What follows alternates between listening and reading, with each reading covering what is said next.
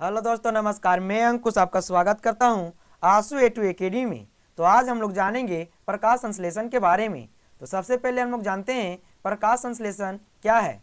तो प्रकाश संश्लेषण हरे पेड़ पौधे कार्बन डाइऑक्साइड, जल एवं पर्णरहित के द्वारा सूर्य के प्रकाश की उपस्थिति में ग्लूकोज का निर्माण करते हैं तथा ऑक्सीजन मुक्त करते हैं। इसी प्रक्रिया को प्रकाश संश्लेषण कहते हैं। अर्थात जब पेड़ पौधे को पर्णरहित और सूर्य के प्रकाश की उपस्थिति में कार्बन डाइऑक्साइड और जल प्राप्त होता है तो वे अपना भोजन ग्लूकोज के रूप में बना लेते हैं और साथ ही ऑक्सीजन और जल बाहर निकालते हैं। या फिर हम कह सकते हैं कि प्रकाश संश्लेषण वह प्रक्रिया है जिसके द्वारा पेड़ पौधे अपना भोजन बनाते हैं। तो आइए अब जानते हैं कि प्रकाश संश्लेषण का रासायनिक सूत्र। तो प्रकाश संश्लेषण का सूत्र होता है 6CO2 प्लस 6H2O। सूर्य का प्रकाश और क्लोरोफिल की उपस्थिति में ग्लूकोज C6H12O6 प्लस जल 6H2O प्लस ऑक्सीजन 6O2 का निर्माण करता है। अर्थात जब पेड़ पौधे को कार्बन डाइऑक्साइड और जल सूर्य के प्रकाश की उपस्थिति में और क्लोरोफिल की उपस्थिति में मिलता है तो वह अपना भोजन ग्लूकोज और जल और ऑक्सीजन के रूप में बनाते हैं। आइए हम इसे फिगर के माध्यम से समझते हैं। ये रहा एक पौधा, जब इसे जल और वायुमंडल से कार्बन डाइऑक्साइड मिलता है तो यह सूर्य की उपस्थिति तथा क्लोरोफिल की उपस्थिति में ग्लूकोज और ऑक्सीजन और जल का निर्माण करता है। यहाँ पे आपको बता दें कि पेड़ पौधे अपना भोजन पत्ती के द्वारा बनाते हैं। तो अब पेड़ पौधे का रसोई घर पत्तियां को कहा जाता है। पत्तियां में क्लोरोफिल उपस्थित होता है जिसका हिंदी पर्ण रहित होता है। क्लोरोफिल का खोज सिम्पर ने किया है। तो क्लोरोफिल का खोज सिम्पर ने किया है। यहाँ से यह भी प्रश्न पूछा जा सकता है आपको कि क्लोरोफिल में कौन सा तत्व पाया जाता है। तो क्लोरोफिल में मैग्नीशियम नामक तत्व पाया जाता है जिसे हम Mg से सूचित करते हैं। तो आइए अब हम जानते हैं कि प्रकाश संश्लेषण के लिए किन किन चीज़ों की आवश्यकता होती है। तो प्रकाश संश्लेषण के प्रमुख घटक, सबसे पहले कार्बन डाइऑक्साइड की आवश्यकता होती है, फिर जल और खनिज, तीसरा सूर्य का प्रकाश। ये तीन चीज़ों की आवश्यकता होती है। जिस प्रकार हमें खाना बनाने के लिए कई सामानों की आवश्यकता होती है जैसे सब्जी, जल और ऊर्जा की आवश्यकता होती है, इस प्रकार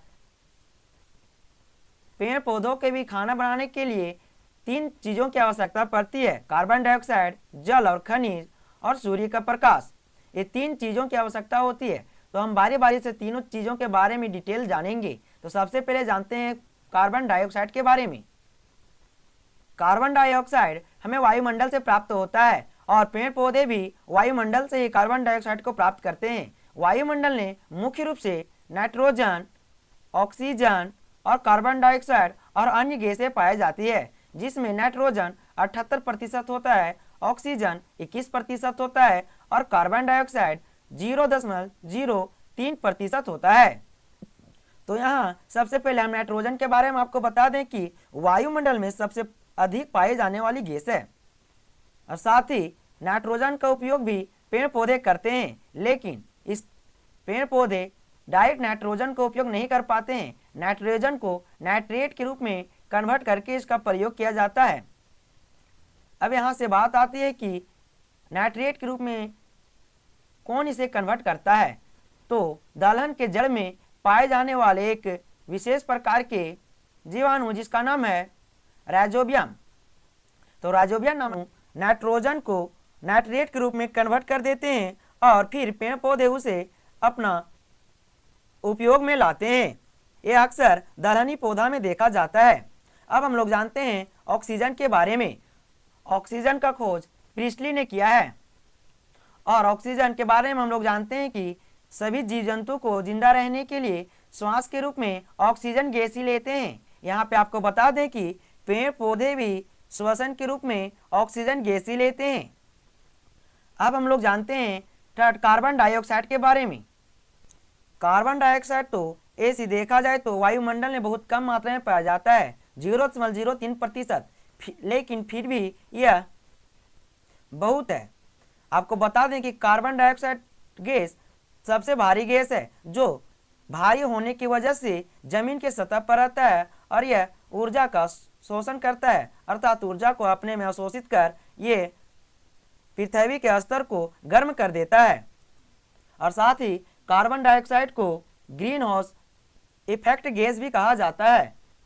और कार्बन डाइऑक्साइड का प्रयोग हर एक स्थान पर किया जाता है, जैसे में बहुत स्थानों पर मिलाया जाता है, जैसे कोल्ड ड्रिंक, सोडा वाटर और अग्निशामक में इसका प्रयोग किया जाता है, अर्थात आग बुझाने के लिए कार्बन डाइऑक्साइड का प्रयोग किया जाता है। और आग जलने के लिए ऑक्सीजन की आवश्यकता होती है। जब तक ऑक्सीजन नहीं मिलेगा तब तक आग नहीं जल सकता है। अब हम लोग देखते हैं दूसरे जल और खनिज के बारे में कि जल और खनिज पर कहाँ से प्राप्त होते हैं।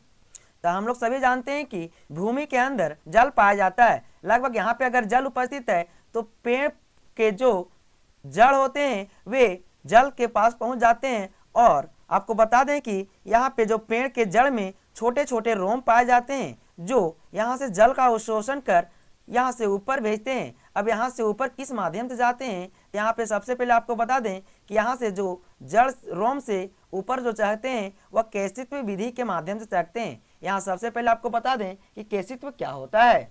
तो केशित्व को समझने के लिए हम लोग जानते हैं कि जब हम लैंप या फिर लालटेन को जलाते हैं तो जो तेल रहता है यहाँ पे उपस्थित, या फिर दिया को जलाते हैं तो यहाँ तक अगर तेल उपस्थित है तो इसके बाद यहाँ से जो बत्ती रहता है यह पूरा तेल में भिंगा हुआ नहीं रहता। तेल में तो भिंगा रहता है बट तेल यहाँ तक नहीं रहता है, फिर भी ये जलता है। अगर तेल यहाँ तक है तो तेल यहाँ से ऊपर कैसे चढ़ता है। तो तेल यहाँ से जो ऊपर जाने की प्रक्रिया है, जो विधि है, इसी को हम लोग कहते हैं केशित्व। तो केशित्व इसी प्रक्रम को कहा जाता है। तो यहाँ पे भी जो जल यहाँ पाए जाते हैं, यहाँ से अवशोषण करने के बाद ऊपर जो यहाँ से जाते हैं वह केशित्व के माध्यम से ही जाते हैं। और जैसे ही जल यहाँ तक आता है, इसके बाद यहाँ से जाइलम नामक एक नली पाया जाता है, जो जाइलम नामक नली यहाँ से जल एवं खनिज को पेड़ पौधे के हर एक भाग अर्थात हर एक पत्तियां तक पहुंचाता है। और फिर जल और खनिज पत्तियां तक पहुंचने के बाद सूर्य की प्रकाश की उपस्थिति में और क्लोरोफिल की उपस्थिति में यह अपना भोजन बनाता है। तो जाइलम का काम क्या है? जाइलम का काम है जल और खनिज को पत्तियों तक पहुंचाना। इसी प्रकार से एक और होता है जिसका नाम है फ्लोएम। फ्लोएम से याद रखिए फूड मतलब होता है खाना। तो खाना जो बनता है उसको हर एक भाग तक पहुंचाने का कार्य फ्लोएम द्वारा होता है। अब हम लोग तीसरा सूर्य के प्रकाश के बारे में जानते हैं। तो ये रहा फिगर में सूर्य का अंदर भाग कोर होता है और सूर्य का बनावट कुछ इस प्रकार से है। अब आप लोग को ये बता दें कि सूर्य में इतना ऊर्जा कहाँ से आता है। तो सूर्य में इतना सारा ऊर्जा नाभिक के संलयन के कारण होता है, यानी कि इसमें हाइड्रोजन पाया जाता है। तो हाइड्रोजन और हाइड्रोजन जब आपस में रिएक्शन करते हैं तो दो हाइड्रोजन मिलकर हीलियम का निर्माण करते हैं और साथ ही बहुत ज़्यादा मात्रा में ऊर्जा का निर्माण करते हैं। तो इसी प्रकार से यहाँ हाइड्रोजन रिएक्शन कर हीलियम का निर्माण तथा बहुत ज़्यादा मात्रा में ऊर्जा का निर्माण करते हैं।